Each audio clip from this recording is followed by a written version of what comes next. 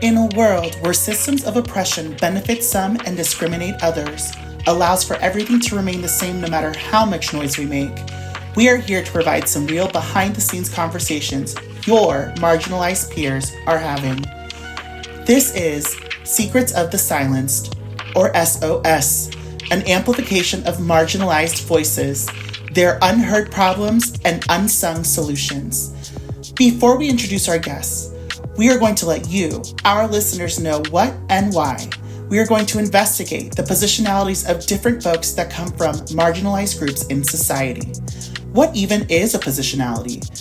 Positionality is the social and political context that creates your identity in terms of age, country of origin, primary and first language, race, class, religion, gender, sexuality, affinities, and ability status. Oppression refers to a combination of prejudice and institutional power that creates a system that regularly and severely discriminates against some groups and benefits others. And now, we are going to interview different people with different positionalities, and I'm going to create a list of common problems and solutions stemming from these important conversations. I have heard that all oppression is connected, and this podcast will give listeners an oral view of why that is. Welcome back to SOS. This is Secrets of the Silenced, an amplification of marginalized voices, their unheard problems, and unsung solutions. Now we're going to introduce our next guest, which is Isiah Maxey, who is currently attending Florida State University. He is getting his Ph.D. in music education / choral conducting. Isiah is a conductor and baritone that brings a creative and innovative approach to choral performances. As the former director of choirs at Dr. Phillips Visual and Performing Arts High School, his choirs consistently earned top ratings and the coveted Choir of Distinction Award from the Florida Vocal Association. Isiah's commitment to choral music extends beyond traditional practices. He explores staging, programming, and storytelling to engage audiences. He's been recognized by the Florida American Choral Directors Association and is an active member of the National Collegiate Choral Association. He has served as a conducting apprentice at the 2022 Berkshire Choral International in Barcelona, and most recently, he was an Albert C. Yates Fellow at the University of Cincinnati College Conservatory of Music, and conducted the tenor bass choir. Is it Junta Juvan? Mm-hmm. His classical training as a baritone includes fellowships with The 13, a DC-based professional ensemble, and Spoleto Festival USA. Welcome, the future Dr. Isiah Maxey. Yes. Hello. How are you? I'm doing great. I've been looking forward to this for so long. So for those of you that don't know, Isiah is obviously a colleague, but one of my best and dearest friends. And honestly, our conversations are kind of the reason why it's the reason why this has been prompted. You know, this was kind of the backbone of the idea for this podcast. We Whenever I talk to Isiah, we always go into these super deep conversations and we just talk about the world. And, you know, if we had a magic wand, how would we make things better? And we would make our most idealized, ways of if we had a certain job, like what would accompany that? What would our world look like if only this? And so I'm really, really excited to get into it today. I'm So excited too. I want to uplift you too, but the feelings are mutual. I think we have those conversations because you love to challenge and to just ask some of the best questions. So I hope we get to at least recreate some of that today. Oh yes. Oh, we absolutely will. I think we will. So getting right into it, we're going to give the audience the tea. I always say positionality, but it's really the positionality. Okay, so we're Yes. going to go down every nick and cranny, every crevice of your pretty much overall identity. So Isiah Maxey answered for race, Black, ethnicity, cultural background, African American, gender, gay man, class, upper, lower class. I love that answer. Mhm. Mental illness, generalized anxiety disorder, disabilities, ADHD, same. Height, Period. 5'8", age 31, name Isiah Maxey, pronouns he, him, marital status single, romantic affinity, masculine presenting men, first language English, level of education, completing a Ph.D., primary Mhm. language English, religious affiliation, culturally Christian, non-practicing slash agnostic, and country of origin, United States of America. Now, when I was reading this, I think I Mhm. had already asked you, because this is in a different order Uh-huh. than I've read everybody else's, but I think it's because we kind of had this conversation Yes, up yes, yes, front. yes. And I think I had already asked you, did I ask you to put this in order of how you perceive yourself all the time or how others perceive yourself all the time? How I really took it as how we interact with the world. So I think it's the latter, I believe, in a So how way. so how people perceive you? How I come into the world. So I guess it's the first. I guess it's the first. Oh, okay, so I'm not sure. I totally forgot. What did I say? So I said You asked me, I think it's how I perceive the world, like how I come into the world. so it's Is okay. yes. So the answer is yes to all of the above. Hmm. So okay, looking at this, then let me be very intentional about this Okay. question.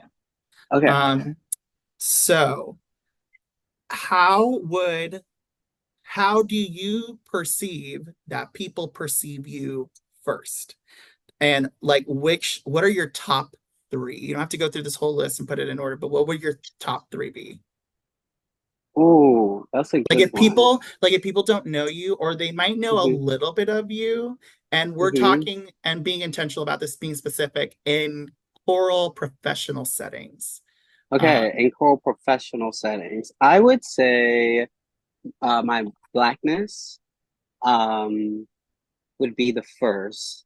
I feel like I'm fairly open with my queerness, so then my queerness and my age. Could I say age? Why not? or yeah. Yeah, yeah. So black queerness, and you Weird. kind of lump romantic affinity and gender identity together. Do you think one is more than the other in terms of perception?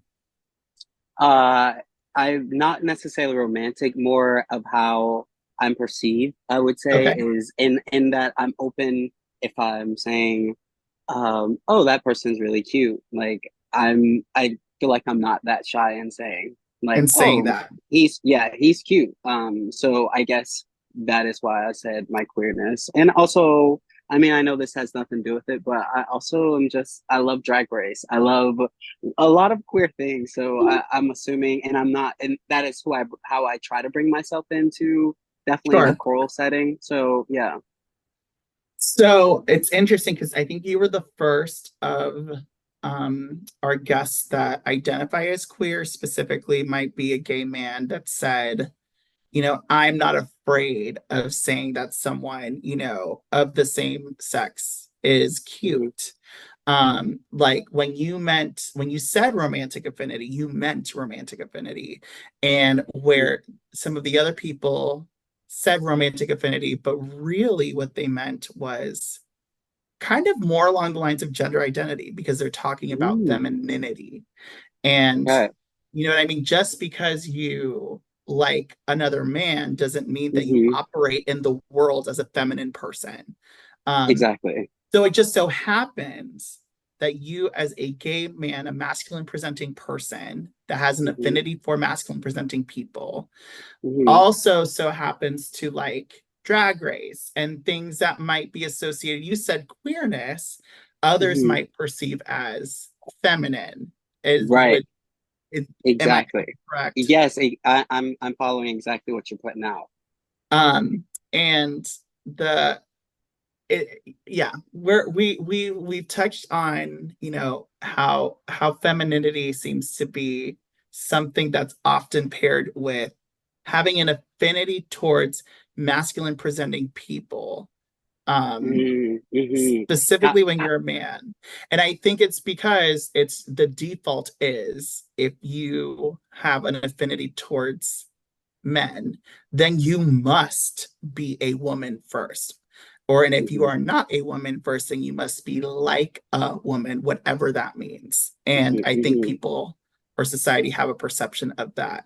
And ultimately, femininity is wrong. So if you are a man that is feminine, it's just wrong. But also, Mm-hmm. women get chastised and like beaten for being girls too. For It's being or for being feminine, feminine yes. too. Yeah. It's all interesting. It's just like, yeah, I agree. It's very interesting. You hit on something about having to fit in a mold, like if you're feminine presenting or you think feminine, or you're so sorry, you said if you're into masculine, and so therefore you have to fit the mold. And it that is true. It's I find it often where we like dislike a status quo, like a specific gender is treating women a specific way. It's like, but we recreate these new standards within our own new boxes, which is it's interesting. But yeah, Right. I think they're two different things. I can be masculine presenting and be into masculine, or also feminine presenting people. But yeah, yes. Cool.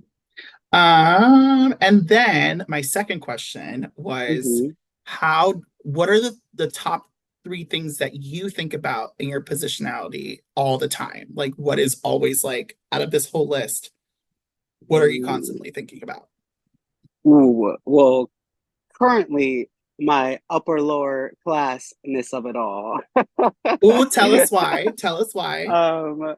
It's hard out here for grad students. I mean, like I'm in grad school. Talk about I have a that. lot of Yes. friends who are in grad school, and the reality is we aren't told about the finances of it. Like we're often talk about how hard it is to get into school, what's required for the audition process. Do you like this professor? But like no one says like every month there are bills that need to be paid and but the requirements for grad school are more than what to have a full-time job, and half of the grad schools or even a part-time job that's not within music, right?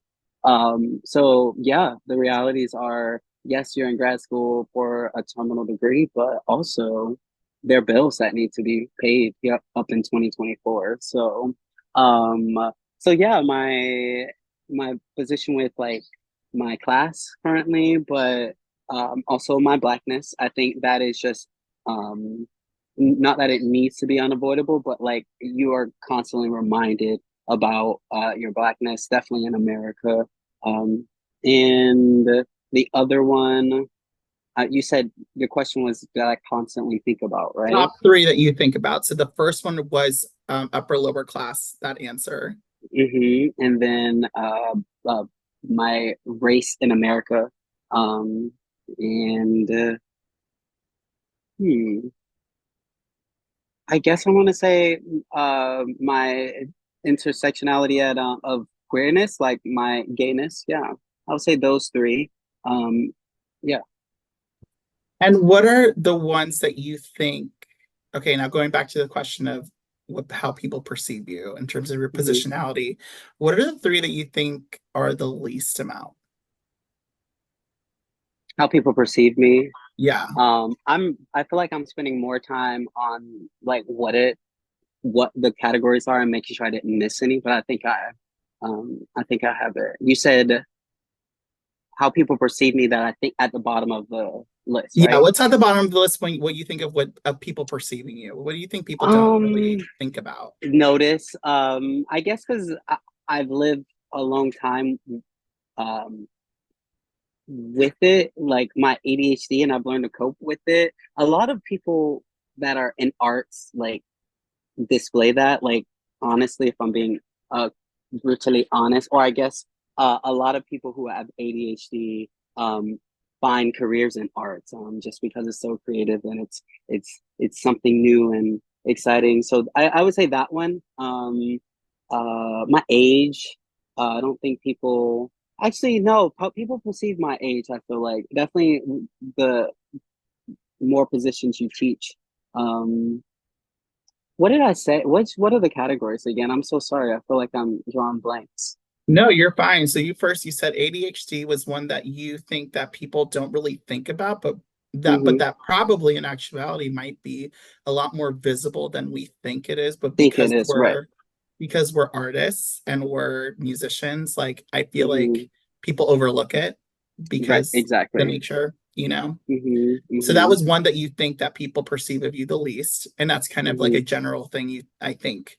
And then what are two? You said maybe your age, but then you said no. I think people do perceive my age.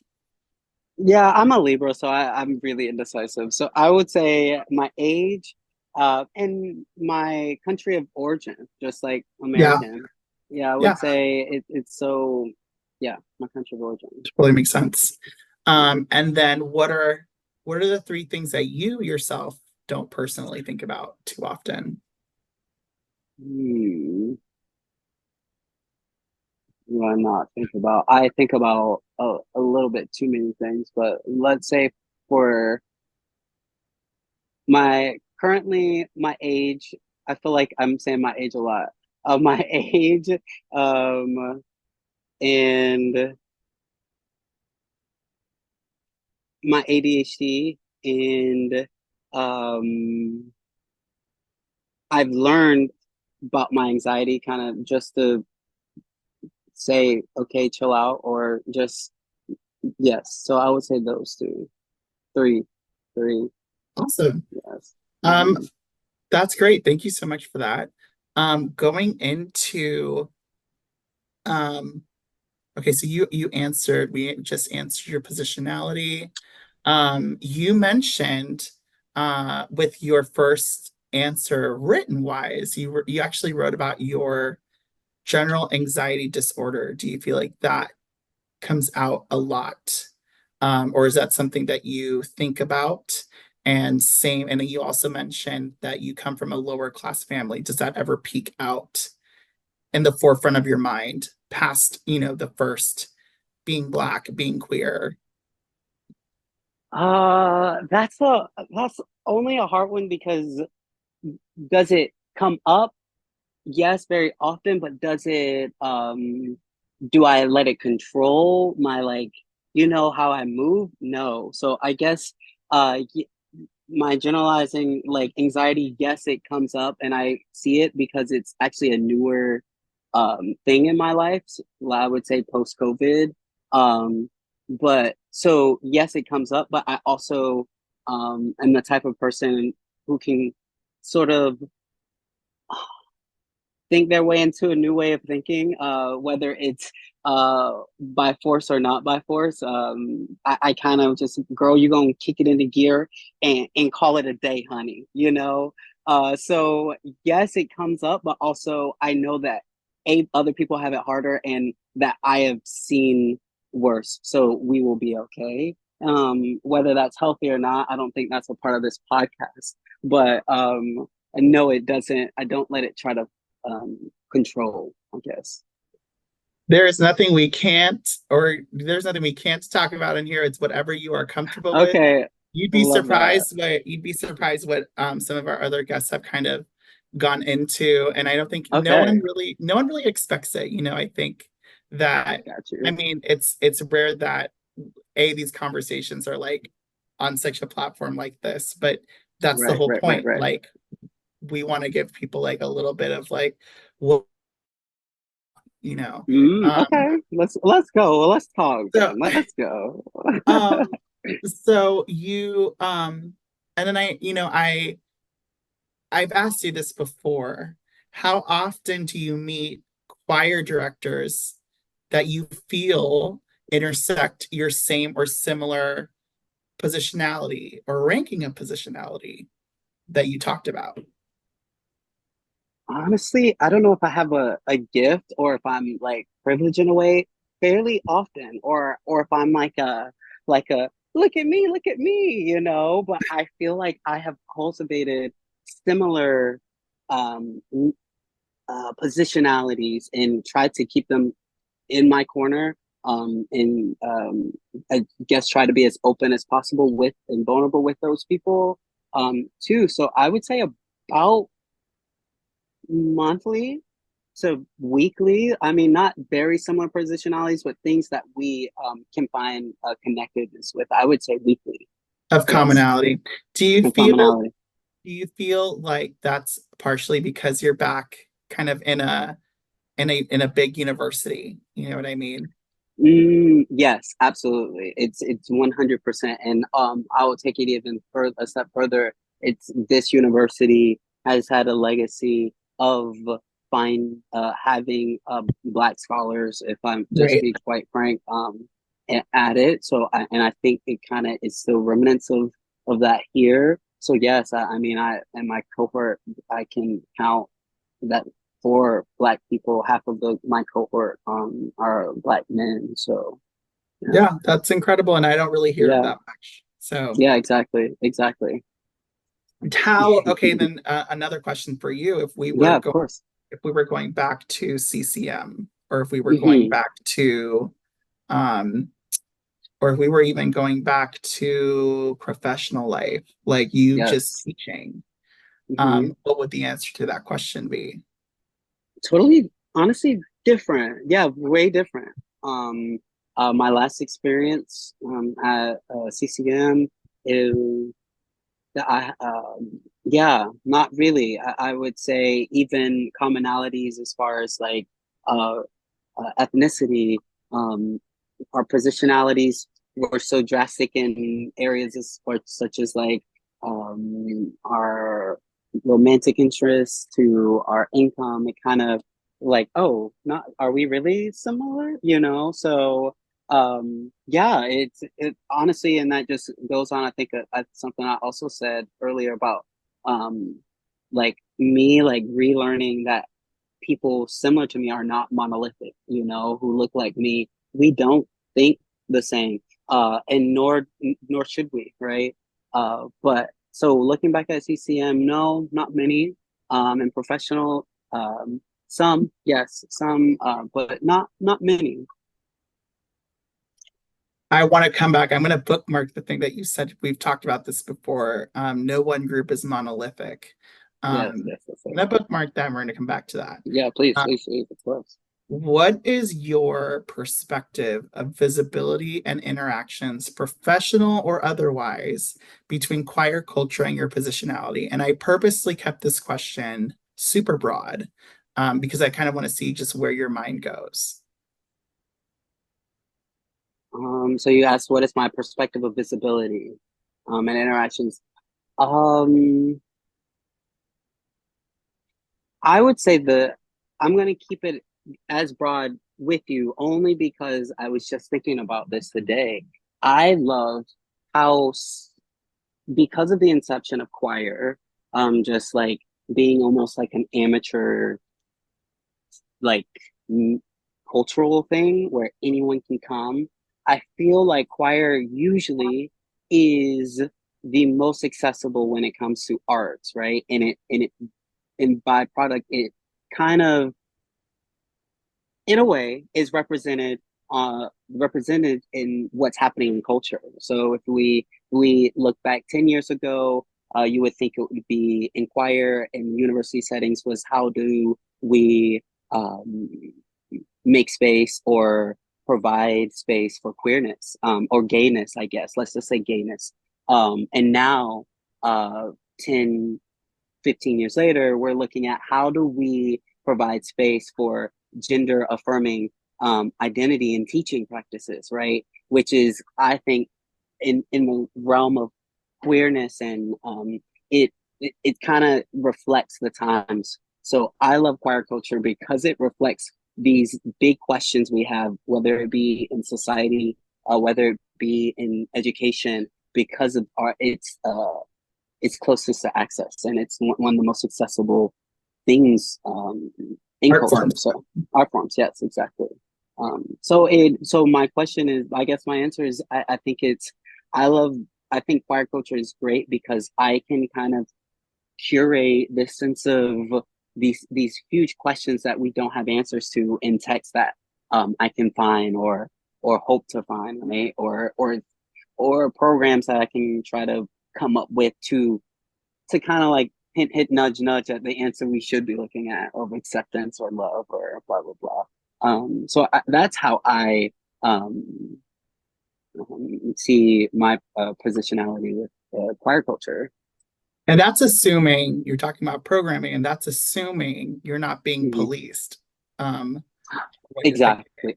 you know. Of course, but and then that even goes into, yeah, I agree. That's assume if you're not being policed, but also it's your knowledge and your of the like in history of composition and composers and the music they pick and how people have always been policed, so specifically in church music, right? Right. On what they can and can't say, but how they did it and coming up with newer forms and creative ways to actually be like, oh yeah, no, we're in this, and I don't have any answers for some of the problems that current teachers are facing by all any means, but I guess that's is where the creativity lies. You know? Awesome. Yeah. And then before, I love the answer you just gave. Before, on paper, you answered, I think that my positionalities are often represented in choir culture. Do you still Mm. feel the same way? Do you feel that your positionalities are often represented in choir culture?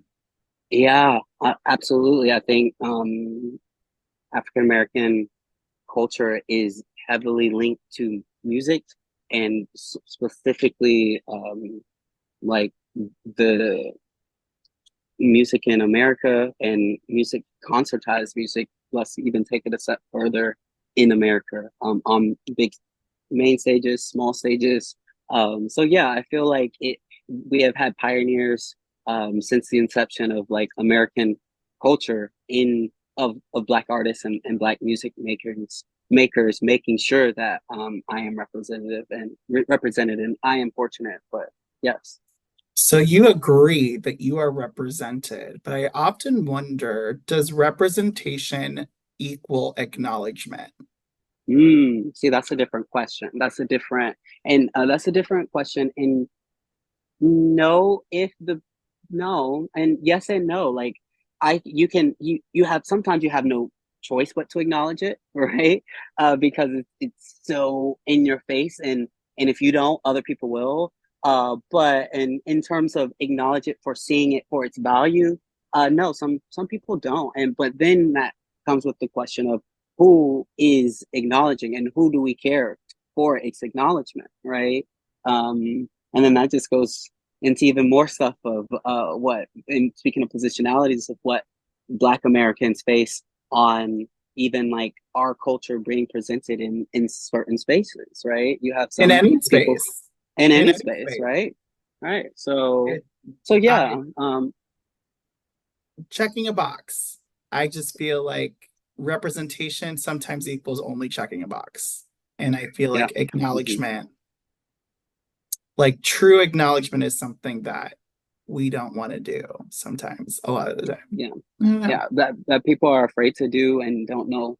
Yeah, absolutely. And that's how I feel like people end up programming things and doing things that they think are appreciate, like they're culturally appreciating versus appropriating. And so Mm-hmm. that's an interesting, I just thinking on that.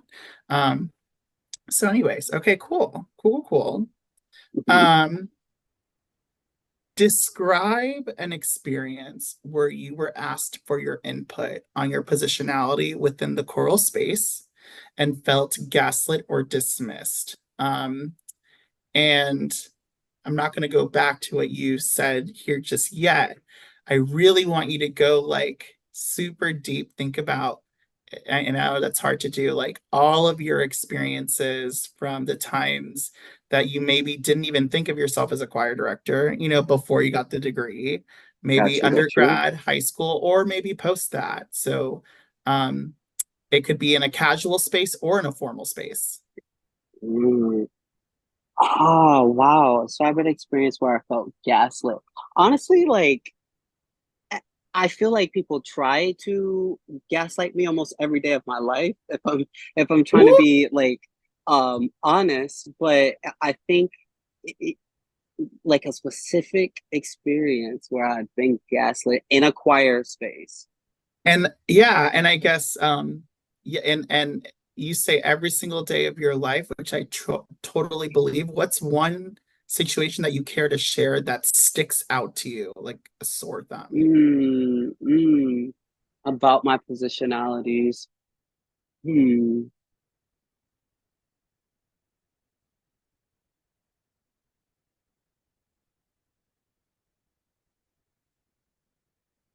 I feel like one of the biggest things is this idea of you want to give specific examples.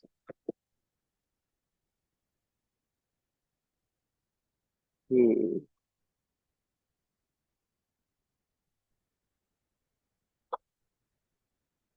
Blah, blah, blah. Give me a second. I might have to edit this part out. You almost did. You almost did this. And I almost Oh, thought did I? and I almost thought you were doing what Terry Jo would do when she Oh. laughed. And she goes,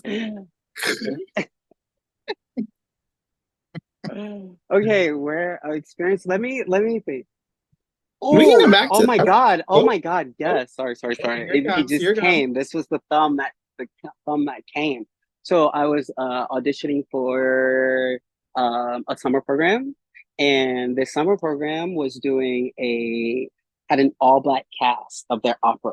They did an opera that was all black cast, and it was great, and I was excited. Um, and I auditioned, and I had a colleague at the university I was at, um, like asked me, "Oh, what did I think about the audition?" I was like, "I thought it went well," and they were like, "Oh, you're definitely gonna get it because it's an all black cast. Of course, you're gonna get that." So it's just, I mean, like those type of things are every like day occurrences of pigeonholing, and yeah, and it's pigeonholes are very uncomfortable for everyone except for pigeons, so I, so I don't know. I think it's interesting. Yeah, I think that's just one example, but also I just dismiss most that happen. It's like, bro, come on, are you really trying this? But uh, yeah, there's no real thing that has been like this has hurt me since still today, 3 years, 20 years later. And most it's like this is you and your journey that you got to figure out. Um, so yeah, yeah, small little stuff that also are small to me as well. Probably big to them, small to me. You said, I Mm-hmm. tend to voice and debunk the monolithic myths that are often put upon my specific positionalities in the spaces I'm in. Mm-hmm. So I'm usually giving my input, elicited or not. So Mm-hmm. it's nice to see that you just do you, regardless of anything, because and when you are a part of a marginalized minority or a marginalized group, you have to pick your battles, right? Not Mm-hmm. else we would just all die and vomit and bleed ourselves to death somewhere. Literally, Um, literally, just get sick and hurl over. and occasionally we all get exhausted and we need a Mm-hmm. moment, but like at the end of the day, like we have to, unfortunately, due to the way things are, take it a step at a time. Yeah, step at a Um, time for sure. And yeah, and in my answer, my written answer, I was thinking of colleagues for sure. I think in general, if we want to take a step further for people of power or like so professor student relationships are usually for me where I kind of do not put any of my as as less amount of myself as possible, mainly because I, we need this like this exchange, because at the end of the day, it is an exchange, grad school, going to school, signing a paper.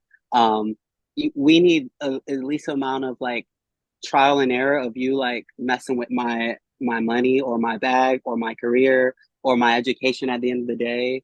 So you, if you want to get to know me, you can. But as for me in this household of school right now, we gonna play in this sandbox if that makes sense at all. So Totally I makes just sense. wanted to clarify those two. But with colleagues, you can have your thoughts. You are not signing my paychecks Ooh, or my assistantships, you know. hold on. So Tell them. Tell them. Oh my let gosh. me stop. I love it. That's people need to hear. Okay. So you heard it here first, folks. If you are You okay. are so All sorry. right. So no, but you're not the first, nor will you be the last, in a Mhm. cohort, in a Right. Mhm. situation where people of the dominant culture need a little check. Okay. That part. That Um, part. So, for those of you that are Hmm. listening from the comfort of your car or your bedroom, you're not being attacked. You're in your safe space, but you heard it here first. Um, or maybe not first, but you heard it here. Yeah, you heard Um, it. uh, because I bet you actually it was probably not the first time. All right, we're done. We're done. Going on. What describe an experience of intense imposter syndrome or imposter phenomenon due to your positionality? Oh my God. Oh my God. Oh, I'll tell you one because I've just been thinking of things since you're like, tell Yeah. me, describe an experience. I'm like, just a Rolodex. I'm like, oh shoot. My grad school audition post COVID. So it was like 2021. I think I was doing grad school auditions, and it was all on Zoom because of COVID, of course. And so I was at this point I've been teaching. I kind of can get choir. I know how to feel an energy of an ensemble, and like the best part, if anyone's listening, of like auditioning is being able to work with the ensemble and like feeling the like choir culture of this school. Like that tells you a lot. And we couldn't do any of that. It was just like it is now. And if you've been listening, you can tell I am a little indecisive and I talk a lot. So I was like, oh my God, people are going to see this like black little boy on the screen and come up with all these perceptions. And it was a lot of like, okay, Isaiah, you are worthy enough, just a lot of self talk of you got a call, you a call back, you are worthy, blah, this, self-soothing talk of you are good enough. So that's the biggest one, I would say. When I was like, I don't think they will see me and just like know that I'm a good human. I just have to talk like I think they would want me to talk, which is a big thing, that I need to work on. But yes. Interesting. All right. Hmm. Um, and you said, I would say that in most new spaces, I experience this phenomenon, but if I know the intentions of those around me through learned behaviors, I tend not to feel it. Hmm. So Yeah. Yeah. again, I mean, self-explanatory with the safe people that you know are safe people, you know, I'm it's good. Right. you're good. I know how I can move. Like, let's go. Let's do it. Do you feel your positionality is represented well in professional organizations?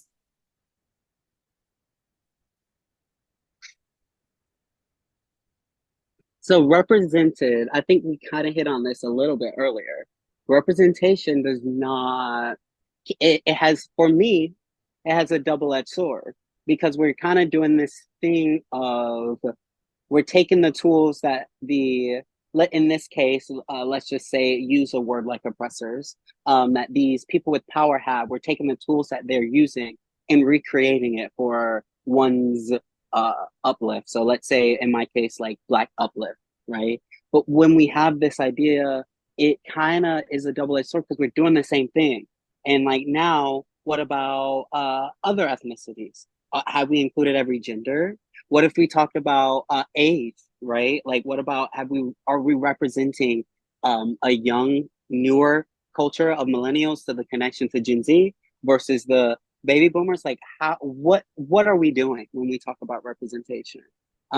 So yes, I do see it, but what is our definition of representation?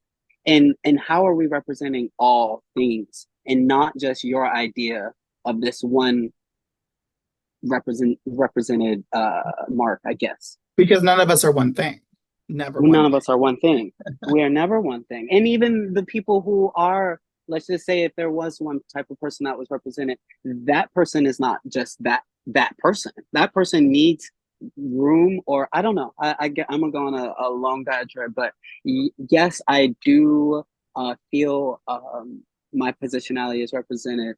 Um, and but I do think that there are more positionalities that need to be seen, because if one thing I'm realizing being back in academia, which is that is connected to schools and high schools, social things are changing. Like, we don't, what I was teaching back in 2019, 2020 is not what's in high schools right now. It's not what I could give them is not what they need right now. And I'm not even in the school, and I can see that there's a disconnect. So yeah, we need more to make sure we are all in this, for sure.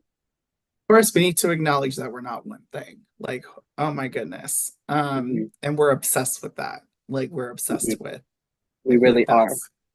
Um, do you feel that there is access to repertoire, either representing or acknowledging your positionality? I think there is, I gotta be careful. Do you feel there No, you is don't. Do you have access? to be? You don't have to be There careful. is not access to, uh, oh, see, because I think there is access to American music that is seen, or that are musical idioms of African American music, yes. But the more and more I'm learning about primary sources of African American music and spirituals, I'm realizing that a lot of arrangements now are just arrangements of arrangements. They're not arrangements of spirituals, right? So you look at um, um, I think there was like a William Dawson lawsuit in like either the 80s or the 2000s, where someone took a musical idea from his one of his spirituals, because he is probably one of the most like earliest, and anyway, took music from his spiritual, from his arrangement, and kind of but he altered the arrangement of the primary source of the spiritual. So this person is thinking that they're making a new spiritual from Dawson's arrangement, but it's just an arrangement of an arrangement. So yes, there is access to some melodies, I guess I would say, but is it African American culture? I mean, we've been trying to figure this out since 1920s. What is African American culture? Because if we gotta recognize a lot of things until we get to that conclusion. But um, I feel like I'm not answering your questions, but I hope I'm explaining around them I think at you all. are. Mhm. Okay, cool. Appreciate It's that. just there's a lot to consider. Some of these questions There's a aren't lot. actually, most of them are just not cut and dry. It's just Yeah, there's absolutely, and yeah, and I think, and I know there's a reason for it, but I think there's access to. There are a lot of spirituals out. There are a lot of people doing great work with things that are not spirituals. Black African American composers that don't arrange spirituals. So yes and no. Is it accessible to all people? I don't think so. No, not no. so yeah, what's the point of being represented if it's not reaching the people it needs to reach? If it's not reaching the people we need to reach. Because I if I'm thinking about the festivals I've been to, these arrangements are, I mean, I've seen a lot. I've seen some interesting arrangements um, of it, but again, who am I to say that it's not African American music or a part of the culture. I can't. I don't think I have that right. So they made that decision a long time ago. Mm. Yes. Well, I can't wait to hear what these arrangements are. Uh, Off the record, you said my African American culture, yes, I believe Black people in America are represented in all genres Mhm. of American music, and I put air quotes there. Um, and then you actually said my queer culture, not really. Mhm. Do you still Yeah, stand by that? yeah, I do. I think there's this interesting. Maybe someone should do a study on this. Like, if you look at how do I say this? How do I say this? Um, there's this interesting, like, I don't know. I feel like some people,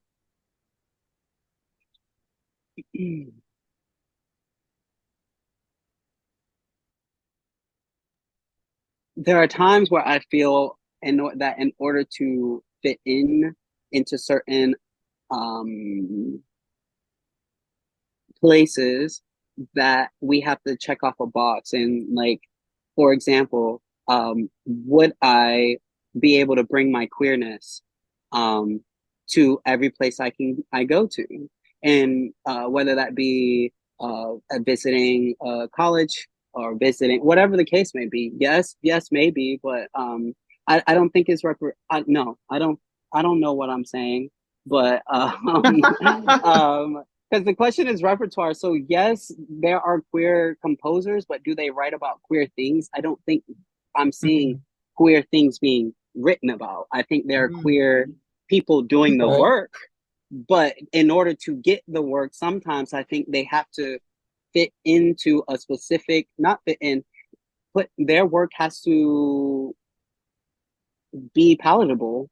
And if do they want to do queer things? I And don't know. in That's their dominant story. spaces, it needs to be In dominant palatable in spaces. dominant For spaces. I completely exactly. agree.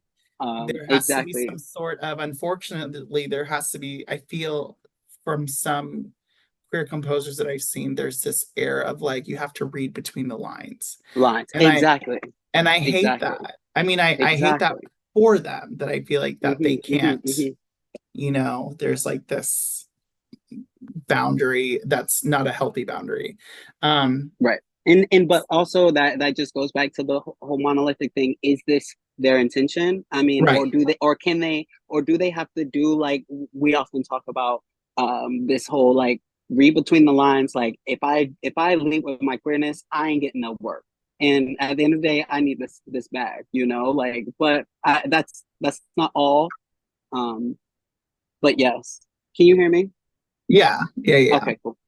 I think it Yeah. depends on what you're right. It depends on what they want to do, but also if they are allowed to do what they want to do. I Right. think that's Yes. like Right. if they want to be a little bit more vague or a little bit more like you interpret what I'm saying, and it can be Right. whatever if that's what they want to do, that's a different thing.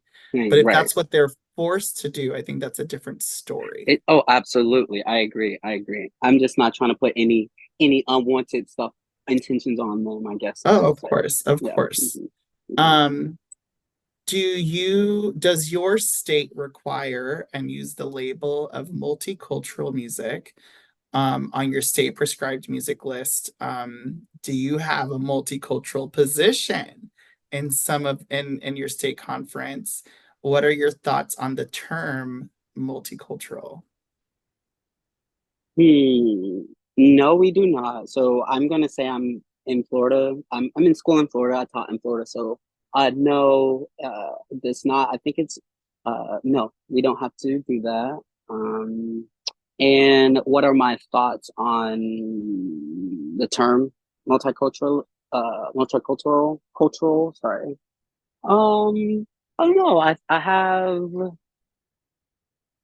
again like I think a theme of what we've been talking about is like yes, representation, but there is nuance to all these things, right? Um, so do I think we should expose everyone to everything? Yes. But when does it become okay now? Wait, little Susie, little Becky.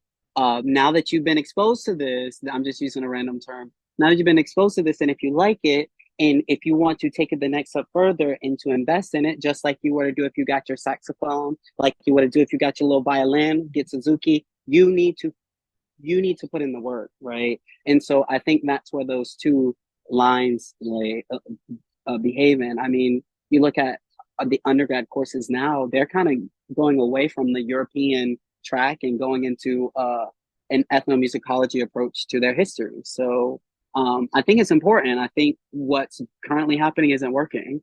So I think multicultural is yes, great, but also how are we using it and what are the practices that are going about when we expose our kids and also who are we asking when it is multicultural. So I have, as you can see, a lot of thoughts on them, but I think it's important to expose students to all forms of music because you might have a next like ethnographer in your class. Who knows, but yeah, that's my answer, girl. You said, no, my state does not. My thoughts are that it is an antiquated term that possibly came out of the 80s multiculturalism movement. To have a push Mm, for more representation in academia. FSU's gospel choir the gospel choir's official formalization was in 1986. Is it necessary to codify things to bring awareness to a specific genre? I'm not sure. Is it necessary to make multicultural music other than or less significant than ubiquitous choral compositions? No. And so that's what you said. And then I mm, guess my multicultural. I've always thought of that like as the other thing. Like, mm, and mm, it just like and I've told this to every guest. It's like imagine if of course there are diversity positions everywhere, mm, and there mm, are, but I Yep, feel yep. like sometimes diversity positions are like coded multicultural positions, like Mm, um. But I'm not the bearer of first of all any culture, including I feel like I'm Yeah. not. You know what I mean? Like I don't Yeah, no, own no, I get you. all the facts of being Puerto Rican, nor, and that's just where my parents were from, grew Mhm, up, and mhm, my culture mhm. that I experienced, which is just one perspective. Like, Right. imagine you being responsible for A all lot of, all of right. them, It's a which huge is ask. It's a which huge is ask. Absolutely. that's a huge ask. But It's a anyways, huge ask. Yeah. I mean, I think, yeah, you say that and it is a huge ask. I don't know. I have no answer to that, but it is a huge ask. But I do think there is something of value to because of the internet. This is me conjecturing. Because of the internet, we are seeing other cultures. Yesterday, I watched a Indian a dancer from India who is like incorporated almost like Vogue face with like Indian raga music, and it was probably the most hypnotizing thing I've ever seen, right? But would it be acceptable for me to go do that? I don't know, but I don't know the culture, right? I don't know what's a part of. So I don't even know where we're going at, where I was going at with that. But I think it's important to be exposed because we're being exposed to so many different avenues. Like I think I don't know, possibilities are endless to how it could benefit our choir world if we just expose. Like even if it's just listening, we don't have to sing like um songs from different culture. We could just watch them, and if maybe that's the bug that catches someone. and the thing is that it's an effort that needs to be exuded by all, and Mm-hmm. especially the dominant culture. And I feel like Amen. that's always placed on us. And Mm-hmm. like, it's interesting. Mm-hmm. um when you're in a room filled with other positionalities, do you feel like your voice and experiences are heard? Do you feel like you must downplay your identity in dominant spaces? uh do I downplay my identity in dominant spaces? Not necessarily my identity, I guess. yes, my behaviors probably exude that, but I think it's more my abilities, me personally. Like I think I downplay my abilities, not necessarily myself. Well, that is a part of myself, like my positionalities. I think sometimes I would be like, "Oh yeah, I could. Yeah, I think I can do." You know. But I don't downplay like my blackness because when I walk in a room, I think they see that, right? My queerness, I don't think again unless I'm in a like if it's a professor or something. But in professional space, I think I bring myself and my positionalities. Um, I bring myself. I don't really have to downplay. I don't. Yeah, maybe someone may say differently, but I don't. I don't think so. Okay. Mm. And then if okay, pause. So you said in professional spaces, you don't feel like you have to downplay yourself. Um, how do you feel in, just out of curiosity, in other spaces that are outside of choir that are dominant spaces or dominant culture spaces? Mhm. Because I know people are a little cray cray, I downplay for a safety measures more so than of being correct or not correct, or it's more like Absolutely. my safety is number one, Right. and and yeah, and I'm here to listen and to be of this whatever is here. Because for example, today I was at a restaurant that shall not be named, and they were like, "Hello and welcome." Like this is over the intercom. It's a restaurant, and they're like, "Please stand for our daily 12 o'clock um singing of the national anthem." And I look around. I'm like, oh, I didn't realize this is where we were. Like, cause you're eating, you just go. And so all that to say, yes, I absolutely I do for me and my safety. My so yeah, in social settings, yes, because I live in Florida. In 2024, in November, it may be a different story with this election, Oh, but wow. yes. Um, Anyway, the national anthem at a restaurant. Okay. it was wild. I've never been in a situation like this. Like it Sounds wild. was wild. The whole operation stopped, but okay. It was it was insane. Even the waiters and the cooks stopped. I mean, I was there too. Like my grandfather was a veteran. Like, let's go, but I did not know what they were forced. The anyway. That yes. Wow. Can't wait to find out the name of that one. All right. Yes, yes, yes, yes, yes. Mhm. Um, we are now at the end of the questions, but of course we're going to Oh, go back to love. some of these bookmarks. But Okay. if Mhm. if given the opportunity to be in a space where you have the power to change the ways of the dominant culture, um, choir, out of choir, obviously the podcast is centered around choral spaces, but sometimes I feel like choral spaces um, kind of go hand in hand with Oh, our quote absolutely. unquote, Oh, normal spaces. of What would you course. say if you had a magic wand and you could do whatever you wanted to do to fix things or to make things better? What would you say or do? We want to listen, listen, listen, listen, listen, listen. Uh, I feel like I'm a jubilant song, that song. But we must listen, and also like we need to just listen to just more like marginalized voices. I find like I took a Black feminist thought class, and just like the things that how Black women have to kind of shift, navigate these the juxtaposition of like not just being a, a black person in America, but also like a woman. And so on both fronts, they have to get even more creative or work just as hard. Um, um, so I think just listening to more of their thoughts, just perspective, all marginalized people, just listening and how we can just all kind of build up to create. a better, newer world, whether it just be in the choir room. That is what I would say if I had my little wand and shook it. So listen, people, listen. Mm-hmm. Listen, honey, listen. Listen. And then I think going back to what we bookmarked earlier with to be a monolith, to be Mm-hmm. monolithic. Mm-hmm.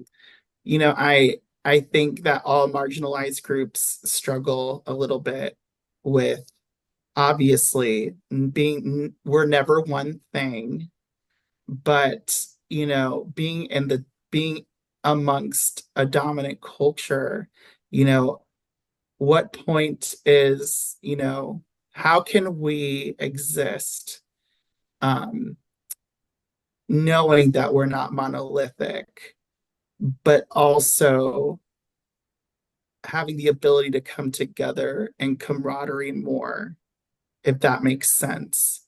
I feel Mm-hmm. like the dominant Right. culture will the dominant culture will always benefit because I feel like they know, due to our lack of being a monolith in a way, Mm-hmm. um, that we will go against each other. You know what I mean? Um, If push comes to shove, is that what you're saying? Or yes, okay, got you. Yes, I mean, I feel like they may try. I hope that's the case in most places, but I do think it is hard. But I think it takes true like intentionality on our part to be like, look, brother, look, sister, I love you, I see you, and we're in this. I see you, and nothing else needs to be said. I got you, and I feel like the more and more I'm in these spaces and I get frustrated about things, I just find my people, and this is important. Your people don't always look just like you. They don't it's always look just true. like you.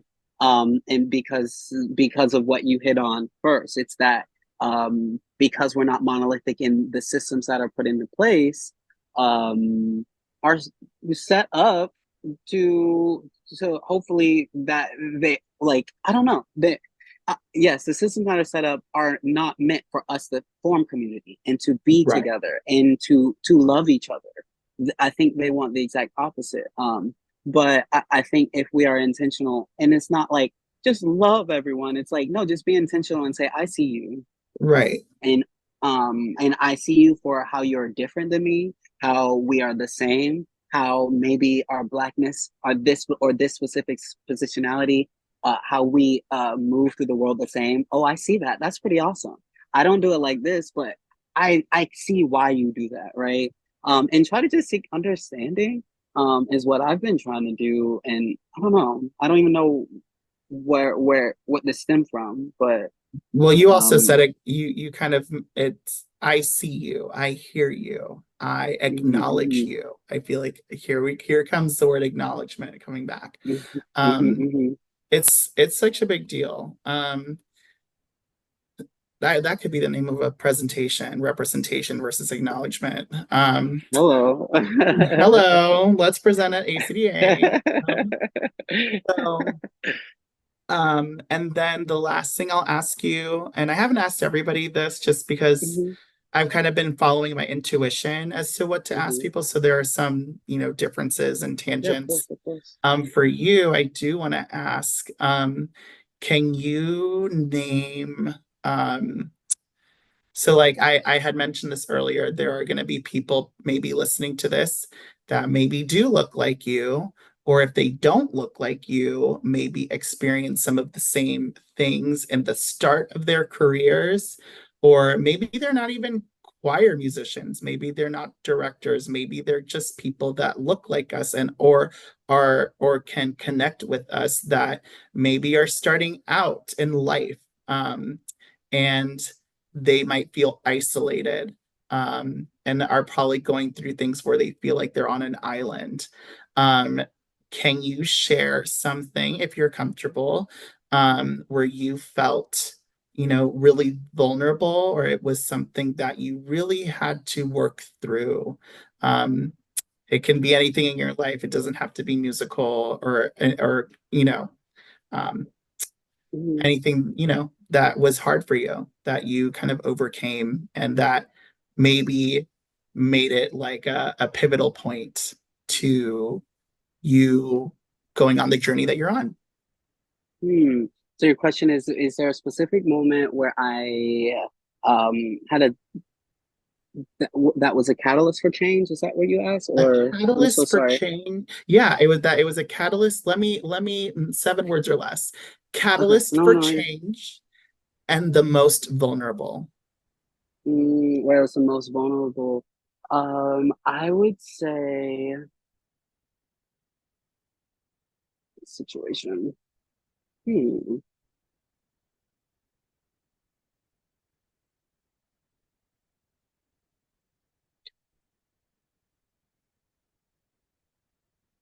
Honestly, I'm gonna. I feel like I may have said something about COVID. Oh, I talked about my auditions, right?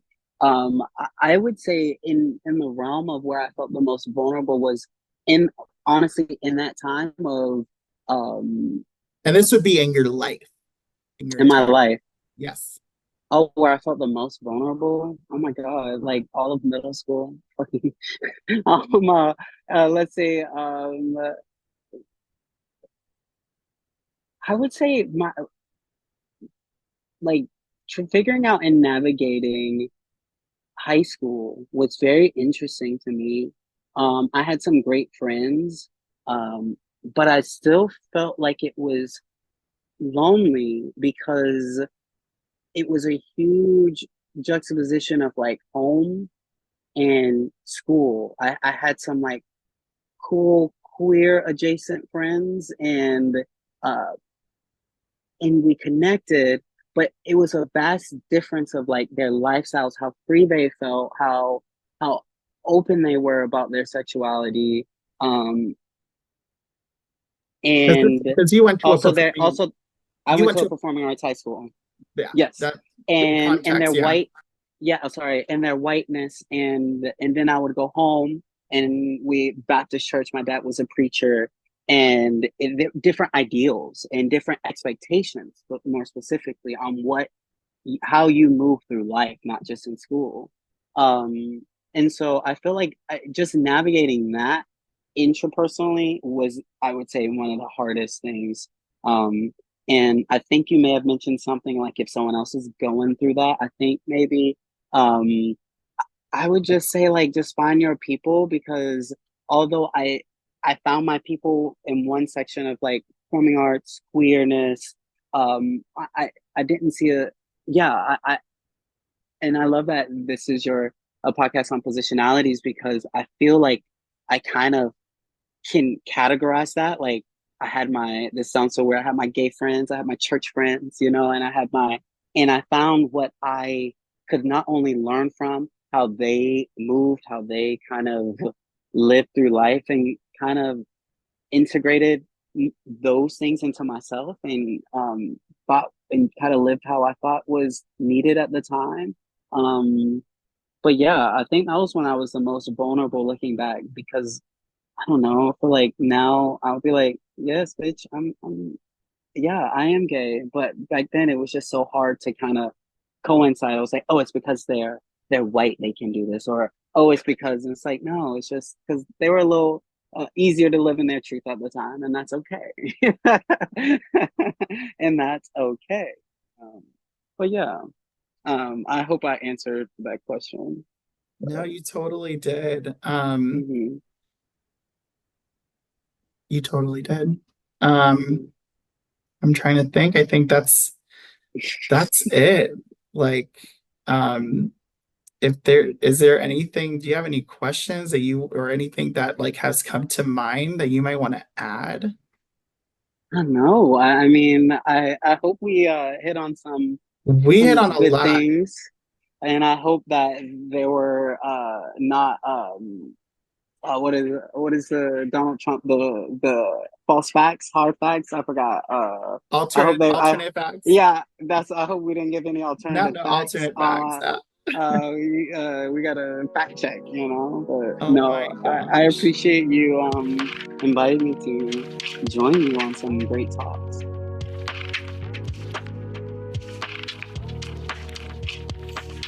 All right, folks with an X, thank you so much for sticking with me through this interview. Until next time, here on SOS.